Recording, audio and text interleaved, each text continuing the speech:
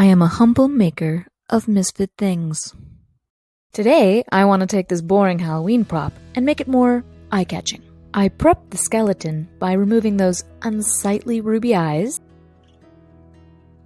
I am very happy with the shape of this skeleton, so I'm going to cover it in polymer clay. I'm going for a scrap metal look, a very Victorian robot steampunk style. You can see the division I have made in the clay.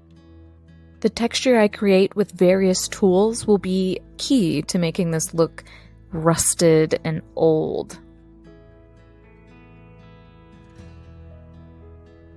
Sadly, in the end, a lot of this will just be me getting out frustration. As you will see, I will not be using many of these features in the end. So, c'est la vie. To keep to my messy, unplanned style, I add more thin strips of clay. And yes, these are rough around the edges. I've added pieces around the eye sockets, cheeks, and mouth, and will slowly start building up the head. The greatest thing about making something purely of your own imagination, you can just keep adding details until you get it just right, or at least close enough. I like to have pre-made teeth on hand for these types of projects.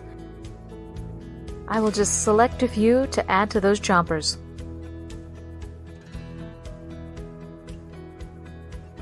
And just like that, his little chompers are complete.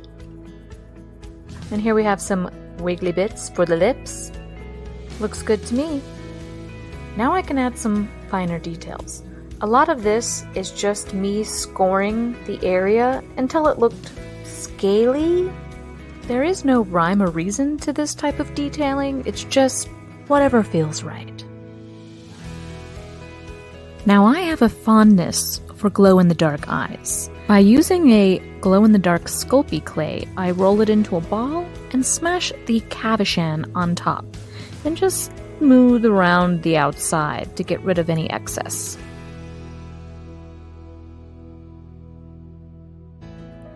I try to find a good spot to just jam in that eyeball and secure it in place with some little wiggly bits. Again, my edges are not neat and crisp, but that's okay. It's gonna work out just fine. After getting distracted from securing the eyes, I decided to add a little bit more to the snoot.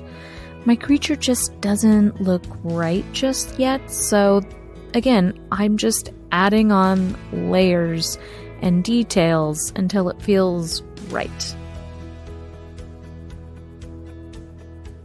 I'm going to get these eyeballs secured and work in all my detail. The devil is in the details, or so they say, but I can tell you, I scored this thing over and over in every nook and cranny until it felt right, and would have enough scaly texture and details for what I was going for, which again, it's all up in my imagination, and I can't tell you that this is exactly what I wanted it to look like, but I got it close enough, and that's sometimes just gonna have to be the end of it. Moving on to the final portion of the body, I took these long strips, again, uneven, and placed them on the body thus. To cover up the lack of detail in my first attempt of the body, I added these patches and again scored them to death, just kept adding details. And my creature is ready for his final bake.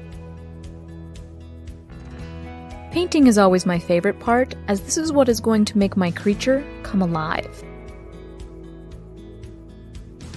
I decide to add a aqua blue base coat, because my creature is going to have a copper rust. Next, I add a metallic copper top coat. As you can see, that aqua green shines through beautifully. And now it's time for our epic montage. Cue the beats.